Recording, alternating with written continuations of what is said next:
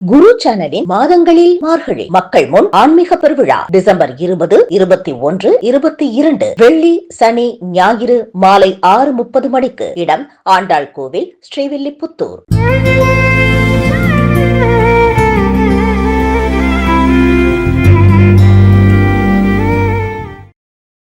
ஆண்டாள் திருவடிகளே சரணம். ஆழ்வார்கள் திருவடிகளே சரணம். கண்ணன் திருவடிகளே சரணம். ராமானுஜன் திருவடிகளே சரணம். ஆன்றோர்கள் இறையை தேடுவதுடன் இறையையும் தேடுங்கள் என்று சொல்லி இருக்கிறார்கள். இறை ரா அண்ணா மெல்லினம், இறை ரா அண்ணா வல்லினம். ரெண்டுத்துக்கும் ஒரு சின்ன வித்தியாசம் தான். அதாவது உணவு என்பது இறை, இறை என்பது கடவுள். அந்த காலத்துல நம்ம இந்த செயலி எல்லாம் இல்லாத காலம், போன் இல்ல, நெட் இல்ல. இப்ப கூட ஒரு 100 வருஷம் முன்னாடி கூட உணவு சமைத்தல், உணவு படைத்தல் என்பது ஒரு பெரிய காரியமாக இருந்தது. இன்றும் ஒரு 10% மக்களும் அந்த இறை கிடைப்பது கடினமாகத்தான் இருக்கின்றது. அந்த காலத்துல இன்னும் நிறையவே கஷ்டப்பட்டிருக்கோம் நம்ம எல்லாருமே.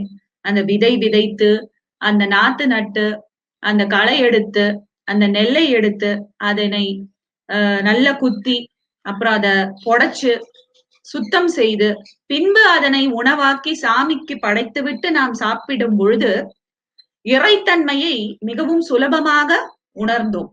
இறை தேடுவது கடினமாக இருந்தது, இறை தேடுவது சுலபமாக இருந்தது. இன்று இறை நம் வீட்டிற்கு ஒரே நொடியில் 2 நிமிடங்களில் வந்து சேர்ந்து விடும். இது சுலபமாக இருக்கும் சமயத்தில் இறையை தேடுவது மிகவும் கடினமாக ஆகிவிட்டது. அந்த காலத்துல இந்த 63 நாயன்மார்களும் 12 ஆழ்வார்களும் இறையை தேடுவதுடன் இறையையும் தேடியவர்கள். அவர்கள் நமக்கு ஒரு அழகான பாதையை அமைத்து விட்டு சென்றிருக்கிறார்கள். இந்த 12 ஆழ்வார்கள்ல மிகவும் சிறப்பு அம்சம் வாய்ந்தவர் ஆண்டாள். ஆண்டாளை மகாலட்சுமி தாயாரின் அவதாரமாகவே நாம் அனைவரும் போற்றி கொண்டாடி கொண்டிருக்கிறோம். ஆண்டாளை பத்தி பேசவே பயப்படுவாங்க. திருப்பாவை வீட்டில் கொஞ்சமாவது பக்தி வேணும் கண்ணனிடத்தில், அவர்கள்தான் இந்த திருப்பாவையை பற்றி பேசவே முடியும். ஏன் அப்படி? என்ன இந்த ஆண்டாளுக்கு என்ன அப்படி ஒரு மகத்துவம்? யார் இந்த ஆண்டாள்? என்ன மகத்துவம் இந்த ஆண்டாள் இருக்கு என்பதனை நாம் எவ்வாறாக புரிந்து கொள்வது? இன்னார் இப்படிப்பட்டவர் என்பதனை எவ்வாறு உணர்வோம்? அவருடைய பிறப்பு, அவருடைய வளர்ப்பு, கடைசியில் அவர் இந்த உலகத்தை விட்டு செல்லும் பொழுது எவ்வாறாக செல்கிறார் என்பதனில் சில அறிகுறிகள் தென்படும். அதனை வைத்துத்தான் ஒருவர் இப்படிப்பட்டவர் என்பதனை நாம் முடிவு செய்ய முடியும். ஆண்டாள் எங்கு பிறக்கிறார், எவ்வாறாக வளர்கிறார், யார் வளர்க்கிறார், எங்கு சென்றடைகிறார் என்பதனை இன்று ஆராயலாம். திருவாடிப்பூரத்தில் ஜெகத்துதித்தாள் வாழியே, திருப்பாவை 30 செப்பினாள் வாழியே, பெரியாழ்வார் பெற்றெடுத்த பெண் பிள்ளை வாழியே, பெரும்பூதூர் மாமுனிக்கு பின்னானாள் வாழியே, 143 உரைத்தாள் வாழியே, உயர் அரங்கற்கே கண்ணி உகந்தளித்தாள் வாழியே, மறுவாரன் திருமல்லி வளநாடு வாழியே, வன் புதுவை நகர் கோதை மலர்ப்பதங்கள் வாழியே என்பது பாடல். திருவாடிப்பூரம் ஆடி மாதம் ரொம்ப விமர்சையா இந்த பாரத நாட்டில் பல நோன்புகளை நூற்கும் மாதம். இங்க தமிழ்நாட்டுல நம்ம எல்லாம் அம்மனை கொண்டாடுவோம். பிரகிருதி இயற்கையாக இந்த சக்தி வடிவமாக இருக்கும் இந்த பெண் தெய்வத்தை கொண்டாடும் மாதம் ஆடி மாதம். இதே இந்த திராவிட நாட்டில், கேரள தேசத்தில் இன்றளவும் இந்த ஆடி மாதத்தை அவர்கள் ராமாயண மாதம் என்று கொண்டாடி வருகிறார்கள். அந்த மாதத்துல அங்க கேரளத்துல நல்ல மழை பெய்யும், பயங்கரமா மழை பெய்யும். அந்த டைம்ல, அந்த நேரத்தில் அவர்கள் நோன்பு நூற்று அனைவரின் வீட்டிலும் கஞ்சி குடிப்பார்கள். ஒரு பொழுது காலை வேளையில் ஆயுர்வேத கஞ்சி, நல்ல மருத்துவ மூலிகை எல்லாம் கலந்து கஞ்சி குடிப்பார்கள், ஒருவேளை காலையோ இரவோ. அந்த நோன்பு நூற்கும் சமயத்தில் அதிகம் சாப்பிடக்கூடாது என்பது ஒரு கட்டுப்பாடு. ஆக அப்படிப்பட்ட மகத்துவம் பொருந்திய மாதமாகும் ஆடி மாதம். ஆடி மாதம் என்றாலே அது மகாலட்சுமிக்கும் அம்மனுக்கும் சரஸ்வதிக்கும் உகந்த மாதமாகும். இந்த மாதத்தில் திருவாடி பூரத்தில் பூர நட்சத்திரம் மகாலட்சுமிக்கு உகந்த நட்சத்திரத்தில் ஆண்டாள் என்பவர் உதிக்கிறார். கோதை என்கிற பேரில் எங்கே உதிக்கிறார்? ஸ்ரீவில்லிபுத்தூர் என்கிற ஒரு கிராமம். என்ன இந்த கிராமத்தில் என்ன விசேஷம்? நமக்கெல்லாம் ஸ்ரீவில்லிபுத்தூர் பால்கோவா நல்லா தெரியும். ஸ்ரீவில்லிபுத்தூருக்கும் இன்னும் பல பெருமைகள் உள்ளன. அங்கதான் 4 வேதங்களையும் கற்ற அந்தணர்கள் வாழும் ஊர். 4 வேதம் படிச்சா என்ன இருக்கு? வேதம்லாம் இந்த காலத்துல எதுக்கு படிக்கணும்? சயின்ஸ் இருக்கு, பிசிக்ஸ் இருக்கு, கெமிஸ்ட்ரி இருக்கு. வேதம் படித்தால் என்ன என்றால் வேதத்தின் ஒலிகள். வேதம் படிச்சவங்க என்ன பண்ணுவாங்க? வேதம் படிச்சவங்க பிருத்திவி சஸ்யசாலினி தேசோயம் க்ஷோபரஹிதா, இந்த நாடு எந்த கஷ்ட நஷ்டங்களும் இல்லாமல் செழிக்க வேண்டும், மழை சரியாக பொழிய வேண்டும், அனைத்து வகுப்பினர் மக்களும் நல்ல செல்வ செழிப்புடன் நோய் நொடியுடன் இல்லாமல் இருக்க வேண்டும் என்று யாகங்களும் ஹோமங்களும் செய்து அந்த கடவுளை பிரார்த்திப்பவர்கள் இந்த வேதம் ஓதுபவர்கள். இந்த வேதம் ஓதுபவர்களில் ஒருவரான விஷ்ணு சித்தர் இவருக்குத்தான் பெரியாழ்வார் என்று பெயர். இவர் இந்த ஸ்ரீவில்லிபுத்தூரில் வாழ்ந்து கொண்டிருக்கும் ஒரு வைணவ பக்தர். எப்படிப்பட்ட வைணவ பக்தர்னால் சாதாரண வைணவ பக்தர் அல்ல. அவரை மாதிரி பக்தி பண்றவங்களெல்லாம் நம்மளால் பாக்குறதே ரொம்ப தான் வசுதேவன் என்று நினைத்து அந்த கண்ணனுக்காக பல கஷ்ட நஷ்டங்களை ஏற்றுக்கொண்டு அந்த குழந்தைக்கு தினமும் அவர் துளசி மாலை, அற்புதமான மாலை, துளசி மாலையை செய்து தினமும் அங்கு இருக்கும் திருமாலிற்கு சாற்றிக் கொண்டு வந்தவர் தான் இந்த பெரியாழ்வார். என்ன இருக்கு இந்த துளசியில? துளசியே மகாலட்சுமியாக நாம் அனைவரும் கும்பிட்டு கொண்டு வருகின்றோம். இன்றளவும் நாம் அனைவரும் பெருமையாக சொல்ல வேண்டிய விஷயம் என்றால் வேதத்தில் சொல்லப்பட்ட துளசி. வேதம் என்பது 5000 ஆண்டுகள் இல்ல, பல யுகங்களாக இருக்கும் நூல்கள். அதிலிருந்து வந்த ஆயுர்வேதம் 5வது வேதம். இந்த நூலில் சொல்லப்பட்ட துளசி என்கிற மருந்து செடியை எதனை நாம் அம்பாளாகவும் மகாலட்சுமியாகவும் கொண்டாடுகின்றோமோ இந்த மருத்துவ செடி இன்றும் 2020 கொரோனா என்கிற ஒரு நோய் தொற்றை கூட அழிக்க வல்ல சக்தியை படைத்த ஒரு மருத்துவ செடி. 1920 இன்ஃபுளுவன்சா என்ற கொடிய நோய் உலகம் முழுவதையும் தாக்கிய பொழுதும் அதனை ஆயுர்வேதத்தில் ஜனபதோத்வம்சம் என்று சொல்லுவோம். அப்பொழுதும் இந்த துளசியும் வேப்பிலையும் நம்மை காப்பாற்றியது. இன்றும் பல சயின்டிபிக் ரிசர்ச்சஸ், அறிவியல் ஆராய்ச்சியில் பல வல்லுநர்கள் தங்களுடைய ரிசர்ச் பேப்பர்ஸ் என்று சொல்வார்கள், ஆராய்ச்சி பத்திரங்களை சமர்ப்பித்துள்ளனர் இந்த துளசியின் மகத்துவத்தை பற்றி சொல்வதற்கு. இதெல்லாம் நமக்கு முன்னாடியே தெரிஞ்ச விஷயம். இதை தவிர அணுசக்தியின் கதிர்வலைகளை கூட இந்த துளசியால் அந்த கதிர்வீச்சின் தேவையற்ற பாதிப்புகளிலிருந்து நம்மை காப்பாற்றும் என்று பல ஆராய்ச்சிகள் நிரூபித்துள்ளன. அப்படிப்பட்ட மருத்துவ செடியானது துளசி. அது ஒரு அரளி செடியோ ஒரு கத்தாழையோ இல்ல துளசி என்பது. அது தினமும் சாப்பிட்டு வரும் பொழுது உடலில் இருக்கும் அசுத்தங்களை உடலிலிருந்தும் மனதிலிருந்தும் நீக்கும் தன்மை கொண்டுள்ளது துளசி. அபேத ராட்சசி என்பார்கள். கண்ணுக்கு தெரியாத கிரகங்கள், கண்ணுக்கு தெரியாத நோய் தானே இந்த கொரோனா நோய். எத்தனை 1 ஆண்டு ஆகிவிட்டது, இன்னும் மருந்து இல்லை, ஒரு வேக்சினும் இல்லை. எனினும் இந்தியர்கள் யாரும் இந்த நோயிலிருந்து, இந்த நோய் தாக்கத்திலிருந்து தப்பித்துக் கொண்டு வந்துள்ளோம் இத்தனை கோடி மக்கள் என்பதற்கு ஆயுர்வேத மருந்துகள் மிகவும் பயன்பட்டுள்ளன என்பதற்கு ஐயமே இல்லை. அதிலும் இந்த துளசி, இப்படிப்பட்ட துளசி, இந்த துளசியை கட்டி கொடுத்து மாலையாக்கி பெரியாழ்வார் தினமும் கண்ணனுக்கு சாற்றி கொண்டு வருகிறார். இந்த துளசியை தன் ஒரு வனமாக, அழகான ஒரு நந்தவனத்தில் வைத்து வளர்த்து கொண்டு அதில் பல மரிக்குழுந்து செடி, பல பன்னீர் ரோஜா, பல புஷ்பங்களையும் வைத்து வளர்த்து கொண்டு வருகிறார். இந்த பெரியாழ்வார் தினமும் கண்ணனிடம் ஒரே அலாதி பக்தி. கண்ணனை குழந்தையாக கொஞ்சி கொஞ்சி அந்த குழந்தைக்கு பாலூட்டி, சோறூட்டி, தாலாட்டி, தொட்டிலில் இட்டு பல பாடல்களை பாடும் பொழுது அவர் மனம் ஏங்குகிறது. இந்த குழந்தை தனியா இருக்கே, இந்த கண்ணன் தனியா இருக்கானே, இவனுக்கு ஒரு தோழி இருந்தால், ஒரு சின்ன குழந்தை இருந்ததுன்னா அந்த கண்ணன் சந்தோஷப்படுவான் இல்லையா? அவனை தனியா விட்டுட்டு நான் கோவிலுக்கு போகும் பொழுது அவன் யாருடன் விளையாடுவான் என்று தாயின் ஒரு ஏக்கம் போல, கிரீச்செல்லாம் இல்லையா அந்த காலத்துல. அதனால ஒரு தாயின் ஏக்கத்துடன் தனக்கு ஒரு பெண் குழந்தை வேண்டும் என்று வேண்டுகிறார். தினமும் வேண்டிக் கொண்டு அந்த நந்தவனத்தில் ஒரு நாள் சென்று, அந்த ஆடிப்பூரம் அன்று சென்று விஷ்ணு சகஸ்ரநாமமும் சரசிஜனிலேயே சரோஜஹஸ்தே தவளதராம் சுககந்தமால்ய சோபே என்று மகாலட்சுமியின் தியான ஸ்லோகத்தை நினைத்துக் கொண்டே அந்த நந்தவனத்திற்கு சென்று அந்த துளசியை பறிக்கும் பொழுது, அந்த துளசி மாடத்தில் அவருக்கு ஒரு பெரிய அற்புதமான சந்தோஷமான ஆனந்தமான ஒரு அதிர்ச்சி அங்கு அவருக்காக காத்து கொண்டிருந்தது. அன்றுதான் அந்த ராமாயண மாதத்தில் சீதை எவ்வாறாக அந்த பூமியில் இருந்து உதித்தாள் என்பதனை அவர் படித்து விட்டு வருகிறார் ராமாயணத்திலிருந்து. ஜனகன் அந்த பூமியை உழும் பொழுது அந்த தங்கமயமான பூமி கீறி ஒரு மின்னலை போல ஒரு வெளியில் ஒரு பெண் குழந்தை வந்ததாம் என்று ராமாயணத்தில் சொல்லியிருப்பார்கள். அதே போல சீதை என்றால் தங்க ரேகை என்பது பொருள். அதே போல ஒரு தங்க ரேகை அந்த பூமியில் தென்படுகிறது பெரியாழ்வாரிற்கு. அந்த தங்க ரேகையிலிருந்து வெடித்து மின்னலை போல கொழுகொழுன்னு ஒரு அழகான பொக்கவாய் ஒரு குழந்தை, பெண் குழந்தை வெளியில் வருகிறது.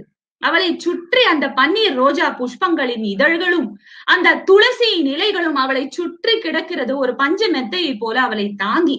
ஆஹா, நாம் நம் குழந்தை கண்ணனுக்காக வேண்டிய அந்த பெண் தோழி கிடைத்து விட்டாள் என்ற ஆனந்தத்தில் அந்த குழந்தையை அள்ளி உச்சி முகர்ந்து பார்க்கும் பொழுது அந்த குழந்தை என்ன செய்கிறதா, மகாலட்சுமியின் அவதாரம் அல்லவா அந்த பெண் தெய்வமான கோதை. ஒரு கையில் பஞ்சு மாதிரி இருக்கிற அந்த தாமரை பூ கைகளால் ஒரு கையால் பெரியாழ்வாரின் காதை கெட்டியாக பிடித்துக் கொள்கிறதாம். இந்த பெண் குழந்தைகளுக்கு ஒரு பழக்கம், தந்தை என்றால் எங்கிருந்தோ வந்துவிடும் ஒரு பிரியம். அந்த நாள் முழுவதும் ஒரு தாய் அந்த குழந்தைய நல்லா தலை சீவி நல்ல சாப்பாடு கொடுத்து நல்ல பண்புகளை எல்லாம் படிக்க வைத்து நைட் அந்த இரவு சமயத்தில் உறக்கும் பொழுது அந்த குழந்தை, பெண் குழந்தை என்ன பண்ணுமா, தாய் மேல காலை போடாதான், தந்தை பக்கம் திரும்பி தந்தையை அணைத்து தந்தையின் மேல்தான் காலை எடுத்து தூக்கி போட்டுக்கொண்டு உறங்குமாம். அதை பார்த்தா எல்லா தாய்மார்களுக்கும் கோபம் வருமா.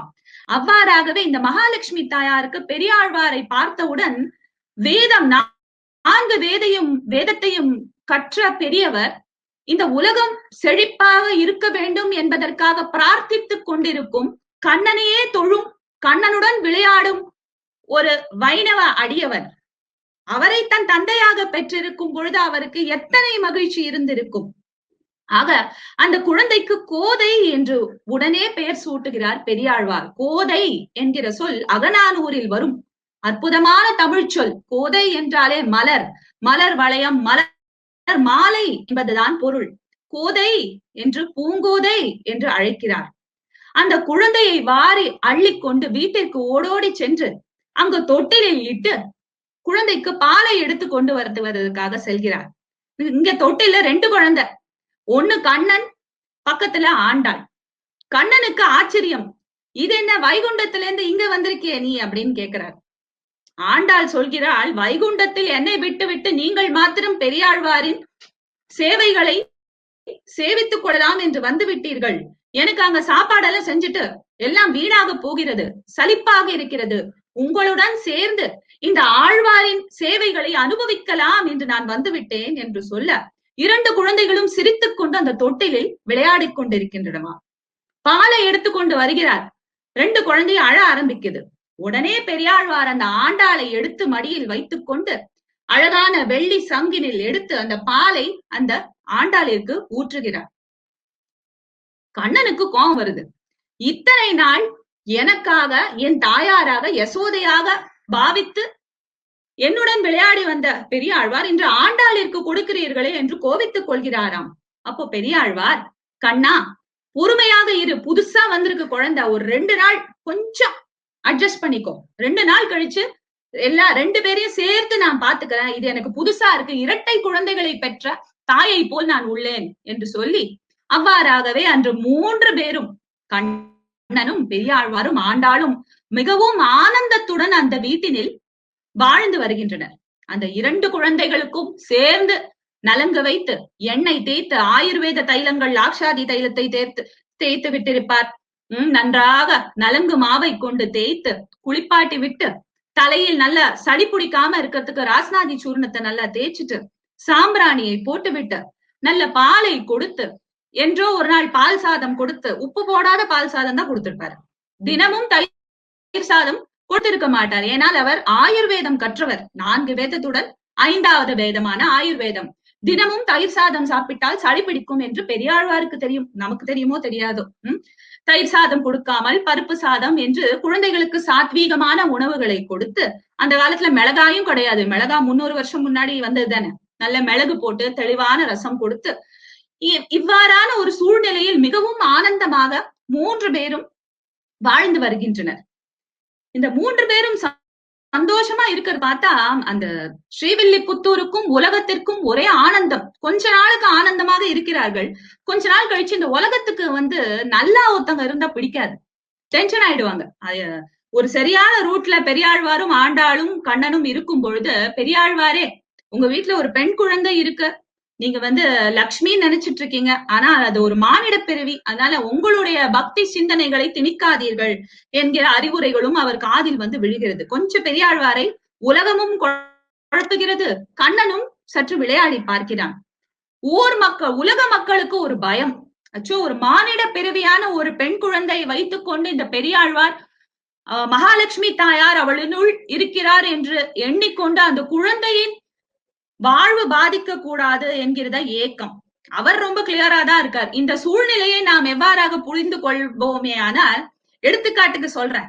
இப்ப இந்த கொரோனா வைரஸ் எடுத்துக்கோங்களேன். கொரோனா வைரஸ் ஆயுர்வேதத்தினாலும் சித்த மருத்துவத்தினாலும் 100% சரியாகிவிடும் என்று வைத்தியர்கள் சொல்கிறார்கள். ஆனால் உலகம் ஒப்புக்கொள்கிறதா? கிடையாது. நல்லா போய் ஒரு கஷாயம் வாங்கி மாத்திரை சாப்பிட்டு சித்தா ஹாஸ்பிட்டல்ல அட்மிட் ஆயிக்கிறேன்னாலும் ஒத்துக்க மாட்டாங்க, குழப்பி விட்டுருவாங்க. இல்லப்பா மருந்தே கண்டுபிடிக்கவில்லை, இதை தோஷங்களினால் பார்த்து புரிந்து கொள்ள முடியாது என்கிற மாதிரி போய் பெரியாழ்வாரை குழப்புகிறார்கள். பெரியாழ்வாருக்கு ஒரு பயம் தோன்றிக் கொண்டே இருக்கிறது. ஐயோ நாம் தவறு செய்யக்கூடாது, இந்த குழந்தையின் வாழ்க்கை நம்மால் பாதிக்க கூடாது என்று எண்ணிக்கொண்டே பாகவத கதைகளையும் மகாபாரத கதைகளையும் அகநானூறு புறநானூறு போன்ற அற்புதமான சங்க இலக்கியங்களையும் சொல்லிக்கொண்டு அவரை நல்ல ஒரு தமிழ் குழந்தையாக வளர்த்து கொண்டே வருகிறார்.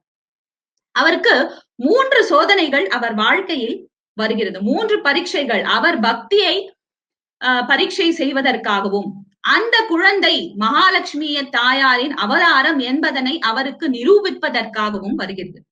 முதல் பரீட்சை, அந்த குழந்தை ஆண்டாள் திருப்பாவை சொல்ல தொடங்குகிறது. அந்த 8-10 வயசு நிரம்பிய குழந்தை கண்ணனை அடைய வேண்டும் என்று முடிவு செய்து பக்தி பரவசத்தில் பாவை நோன்பு நூற்கலாம் என்று முடிவு செய்கிறது. அது தான் மாத்திரம் இல்ல, வையத்து வாழ்வீர்கள் என்று உலகத்தில் இருக்கும் அனைவரையும் கூட்டிக் கொண்டு, ஸ்ரீவில்லிபுத்தூர் மாத்திரம் இல்ல, பாரத தேசம் மாத்திரம் அல்ல, அது அந்த குழந்தை சொல்லும் பொழுதே வையத்து வாழ்வீர்கள் நாமும் நம் பாவைக்கு என்று பாடுகிறார். அதனை பார்த்து பெரியாழ்வார் அதிர்ந்து போகிறார். ஏனென்றால் வேதத்தின் சாரத்தை சொல்லிக் கொடுத்திருக்கிறார் குழந்தைக்கு, பாகவத கதை சொல்லிக் கொடுத்திருக்கிறார், மகாபாரதம் சொல்லிக் கொடுத்திருக்கிறார். இதனை அனைத்தையும் அது கிரகித்துக் கொண்டு கண்ணனையே அடைய வேண்டும் என்று முடிவு செய்து என்பதனை பார்த்து அவருக்கு ஒரே ஆனந்த கூத்துதான். அவருக்கு அந்த குழந்தை அப்படி பாட்டு பாடும் பொழுது பக்கத்தில் இருக்கும் ஊர் மக்கள் எல்லாம் ரொம்ப சந்தோஷப்படுறாங்க. பெரியாழ்வாரே உங்களை என்னவோ நினைச்சோம், அந்த குழந்தைய எப்படி நீங்க எல்லாம் சொல்லி கொடுத்திருக்கீங்க, என்னமா அது கண்ணனை பத்தி பாட்டு பாடுது, தமிழ் மாலை சங்க தமிழ் மாலையில் பாட்டு பாடுகிறது என்று ரொம்ப சந்தோஷமாக ஆரவாரிக்கின்றனர். அந்த சந்தோஷத்தில் இருக்கும் பெரியாழ்வாருக்கு மனதிற்குள் ஒரு பயம் மாத்திரம் இருந்து கொண்டே இருக்கிறது. இந்த குழந்தை முக்தி நிலைக்கு வழியை தேடிக்கொண்டு செல்கிறது, பக்தி முக்தியாக போய் கொண்டிருக்கிறதே, இது மானிட பிறவியை நான் என்ன செய்ய போகிறேன் என்ற கவலை இருந்து கொண்டே இருக்கிறது. இது முதல் பரீட்சை பெரியாழ்வாருக்கு வருகிறது. இரண்டாவதாக இந்த திருப்பாவை எல்லாம் சொல்லி தினமும் சொல்ல தொடங்குகிறார்கள், வருடா வருடம் சொல்கிறார்கள்.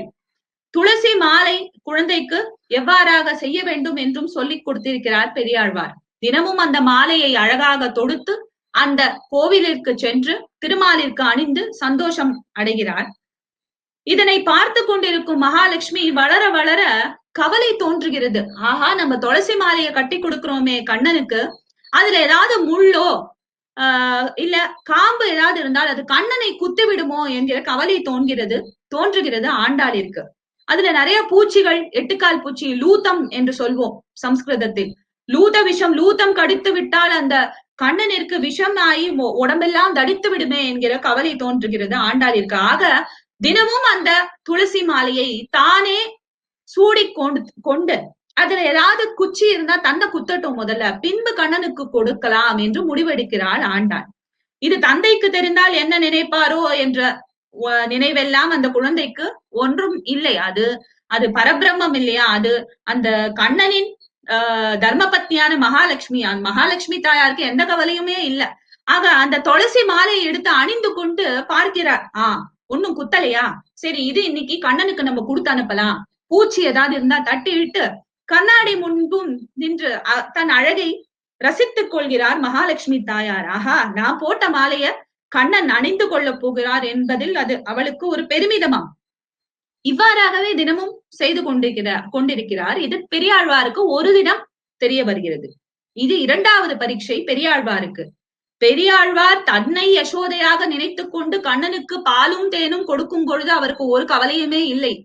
ஏனென்றால் தான் எவ்வாறாகவோ சென்று கண்ணனை அடைய போகிறோம். ஆனால் இது மானுட பிறவி, இவளின் உள்ள இருப்பது மகாலட்சுமி என்கிற ஐயம் இருந்தாலும் இவள் இவ்வாறாக செய்தால் இவள் வாழ்வுக்கு ஏதேனும் களங்கம் ஏற்படுமோ என்கிற கவலை தோன்றுகிறது. ஆக அவர் ஆண்டாளை மிகவும் கடிந்து கொள்கிறார். இவ்வாறாக நீ செய்யக்கூடாது என்று சொல்லிவிட்டு அன்று அந்த மாலையை அணிவிக்கவே இல்லை திருமாலிற்கு. வேறு ஒரு மாலையை அணிவிக்கிறார். கனவினில் உறங்கும் பொழுது பெரியாழ்வார் கனவினில் வந்து கண்ணன் சொல்கிறார், பெரியாழ்வாரே, நீங்கள் செய்வது மிகவும் தவறு, 100% தவறு செய்து விட்டீர்கள். என்னை நீங்கள் எனக்காகவே இந்த தோழி இந்த வீட்டில் உதித்தாள், இந்த ஸ்ரீவில்லிபுத்தூரில் உதித்தாள். அவளுடனே வளர்த்து விட்டு அவளுடனே தொட்டிலிட்டு மாணிக்கம் கட்டி வைரம் இடையில் கட்டி ஆணி பொன்னால் செய்த வண்ணச்சிறு தொட்டில் என்று எங்கள் இருவரையும் சேர்த்து தொட்டிலில் இட்டுவிட்டு குழந்தையும் நிலையில் ஒரு தந்தை தவிக்கிறாருங்க. இவ்வாறாகவே காலம் சுழல 15-16 வயசு ஆகுது ஆண்டாளுக்கு. ஆண்டாள் நாச்சியார் திருமொழி என்கிற அற்புதமான 4000 திவ்ய பிரபந்தத்தில் பகவத்கீதைக்கு அடுத்த முக்கியமான சாரங்களை கொண்ட பாசுரங்களை எழுதுகிறார். நாச்சியார் திருமொழி ரொம்ப அற்புதமான செய்யுட்கள், பாசுரங்கள். 30 பாசுரங்கள் திருப்பாவையில், மீதி 113 பாசுரங்கள் நாச்சியார் திருமொழியில். அது அவ்வளவு எளிதில் வைணவர்களால் படித்து விட முடியாது. ஏனென்றால் அது அந்த சக்தியான, அந்த பிரகிருதியான, அந்த இயற்கையான, அந்த தாயாரே எழுதி வைத்த கடைசியில் எழுதிய பாசுரங்கள். அந்த தாயார் குழந்தை பருவத்தில் பாவை நோன்பு நூற்கும் பொழுது எழுதிய பாசுரங்கள் கிடையாது. பாவை நோன்பு எடுத்து எடுத்து எடுத்து நான் கண்ணனை அடைய வேண்டும், என் இந்திரியங்கள் கண்ணனை அடையட்டும், என் உடல் கண்ணனை அடையட்டும், என் மனது கண்ணனை அடைய வேண்டும், என் ஆன்மாவை நான் கண்ணனுக்கு சமர்ப்பிக்கிறேன் என்று இந்த உடலை களையும் தைரியத்தை பெறுகிறாள் ஆண்டாள். அந்த நிலையில் எழுதுகிறார் இந்த நாச்சியார் திருமொழியில். அது அவ்வளவு சுலபமாக யாராலையும் புரிந்து கொள்ள கூட முடியாது, பயப்படுவார்கள். பெரிய பெரிய ஆசான்கள் எல்லாம் அந்த அந்த தமிழ் வேதத்தை பார்த்து நாச்சியார் திருமொழி அத்தனை சுலபமானது கிடையாது. ஒரு பெண்ணினால் மாத்திரம், நல்ல பக்தி உடைய ஒரு பெண்ணினால் மாத்திரமே அதனை கொஞ்சமாவது புரிந்து கொண்டு பேசவே முடியும். ஏன் ஆணினால் முடியாதா என்றால் கொஞ்சம் கஷ்டம்தான். ஒரு பெண்ணுக்கு தான் 10 மாசம் சுமந்து பெக்கிற கஷ்டம் என்னதான் ஆனால் தெரியும். ஒரு ஆணிற்கு தான் அவன் வேலைக்கு சென்று செய்து அங்கு கஷ்டப்பட்டு வேலை செய்து அங்கிருந்து கொண்டு வரும் செல்வம், அதனை பற்றி கடினங்கள் எல்லாம் தெரியும். அதுல ஒரு சந்தேகமே இல்ல. அதே மாதிரிதான் ஆண்டாளின் நிலையிலிருந்துதான் நாம் நாச்சியார் திருமொழியை புரிந்து கொள்ளவே முடியும். அந்த நாச்சியார் திருமொழியை பார்த்தவுடன் பெரியாழ்வார் அதிர்ந்து போகிறார். ஆஹா, நம் குழந்தை மகாலட்சுமி தாயார் என்று எண்ணினோமே, அது சரியாகிவிடும் போல இருக்கிறதே. இந்த குழந்தை நம்மை விட்டு செல்ல போக வேண்டிய காலம் வந்து விட்டது என்பதனை புரிந்து கொள்கிறார். இதுதான் அவருக்கு கிடைத்த 3வது பரீட்சை. இந்த 3வது நாச்சியார் திருமொழி எழுதினவுடன் அவருக்கு புரிந்து விடுகிறது. கண்ணனும் கனவினில் வந்து நான் ஸ்ரீரங்கத்தில் பள்ளி கொண்டிருக்கிறேன், உன் பெண்ணை கொண்டு வந்து எனக்கு சமர்ப்பித்து விடு என்று சொல்ல, அவரும் வேறு வழி இல்லாமல் கண்ணனின் ஆணையும் தன் மகளின் வேண்டுதலுக்கும் இணங்க தன் குழந்தையை கூட்டிக் கொண்டு செல்கிறார் ஸ்ரீரங்கத்திற்கு. ஸ்ரீரங்கத்திற்கு சென்றவுடன் எத்தனை குழப்பமான நிலையில் பெரியாழ்வார் இருந்திருப்பார் என்பதை நாம் அனைவரும் யூகிக்க முடியும். 3 குழந்தைகளாக ஒரு வீட்டினில் வளர்ந்தவர்கள், 3 கிளிகளை போல ஒரு வீட்டினில் வளர்ந்து பறந்தவர்கள் இப்பொழுது அவரவர் நிலைக்கு திரும்ப வேண்டிய ஒரு கட்டாயம், ஒரு சூழல். ஆக ஆண்டாளை கூட்டிக் கொண்டு அந்த கர்ப்ப கிரகத்தில் நிற்கும் பொழுது எவ்வாறு நடக்கும் இந்த சேர்க்கை என்று அவர் எண்ணிக்கொண்டிருக்கும் பொழுது, கண்ணன் வருவானா, இவள் ஒரு மானிட உடலை பெற்றிருக்கிறாளே, இவள் எவ்வாறாக அவ்வாறு அங்கு செல்ல முடியும் என்று அவர் நினைத்துக் கொண்டிருக்கும் பொழுது ஆண்டாள் பிரவேசிக்கிறார் அந்த கர்ப்ப கிரகத்தினுள். அப்பொழுது எவ்வாறாக இந்த பூமியில் உதிக்கும் பொழுது ஒரு மின்னல், ஒரு ஒளி பேழை அவருக்கு கண்பட்டதோ, அவ்வாறாகவே ஆண்டாளும் ஒரு ஒளி பேழையாக, ஒரு மின்னலாக அந்த கர்ப்ப கிரகத்தினுள் சென்று மறைந்து விடுகிறார். எவ்வாறாக சீதை உதித்து ஜனகனின் மடியில் தவழ்ந்து பின் கடைசியில் அந்த பூமாதேவியின் வயிற்றினுள் அந்த ஸ்வர்ண ரேகையாய் மின்னலாக மறைகிறாளோ, தான் பாலூட்டி சீராட்டி வளர்த்த அந்த கோதை என்கிற தமிழ் பெயரை சூடிய மகாலட்சுமி தாயார் கண்ணனை சென்று அடைவதை கண்டு ஆனந்த களிப்பில் கரைகிறார் பெரியாழ்வார். அன்று உணர்கிறார். அந்த குழந்தையை எடுத்து உச்சி முகரும் பொழுது எண்ணுகிறார், இவளுக்குள் மகாலட்சுமி இருக்கிறாள் என்கிற சந்தேகம், அந்த ஐயம் இன்று தீர்ந்து விட்டது. இவள்தான் சாக்ஷாத் அந்த சாட்சி, அந்த மகாலட்சுமி தாயார், அந்த பிரகிருதியாக, அந்த இயற்கையாக, அந்த விகிருதியாக இருக்கும் அனைத்து பிரபஞ்சங்களையும் படைக்கும் அந்த கண்ணனின் தௌஹிருதி, அவள் தர்ம பத்தினி என்பதனை உணர்கிறார் பெரியாழ்வார். ஆக 3 பரீட்சை திருப்பாவை எழுதுவதிலும், சூடிக் கொடுத்த சுடர்கொடி என்ற பெயர் பெற காரணமாக இருக்கிற அந்த துளசி மாலையை அணிவதனாலும், 3வதாக நாச்சியார் திருமொழி என்கிற நூலை அனுபவித்து அதன் மூலம் ஏற்பட்ட அந்த கருத்துக்களை அனுபவித்தல், இது 3ம் தான் அவர் மேற்கொண்ட 3 பரீட்சை. இதனால் நாம் ஆண்டாள் யார் என்பதனை உணர முடியும். ஒருவரின் பிறப்பு எங்கு பிறந்தார்? பிருந்தாவனத்தில், ஒரு துளசி வனத்தில் பிறக்கிறார். யார் வளர்க்கிறார்? ஒரு நல்ல மனம் படைத்த ஒரு வேத விற்பன்னர் துளசி மாலையை கட்டி தினமும் கண்ணனுக்கு சார்த்தும் ஒரு வைணவர் வீட்டில் அந்த கண்ணனோடு வளர்கிறாள் ஆண்டாள் என்பதனாலும், கடைசியில் ஒரு சாதாரண மனிதனை போல அவள் அழியவில்லை. இந்த பஞ்சபூதங்கள் நோய்வாய்ப்பட்டு அவள் அழியவில்லை. அவள் கண்ணனிடம் ஒளியாக போய் சேர்கிறாள். இந்த 3 சந்தர்ப்பத்தினாலும் ஆண்டாள் என்பவள் சாக்ஷாத் அந்த மகாலட்சுமியின் ஸ்வரூபம் என்பதனை நாம் உணர முடியும். ஆக ஆண்டாள் திருப்பாவையில் எவ்வாறாக இறையை தேடினாள், எவ்வாறாக கண்ணனை தேடினாள், எவ்வாறாக பாவை நோன்பு நூற்றாள் என்பதனை நாமும் கொஞ்சமாவது புரிந்து கொள்ள முயற்சித்தால் இறையை தேடுவதுடன் நாமும் இறையை தேட முடியும். மார்கழி மாதத்தில் தினமும் ஒரு திருப்பாவையை நாம் அனைவரும் சேவித்து ஆண்டாளை போல் கண்ணனை அடைய முடியுமா என்பதனை வாழ்ந்து அனுபவித்து பார்க்கலாம். ஆண்டாள் திருவடிகளே சரணம். அம் நமோ நாராயணாய.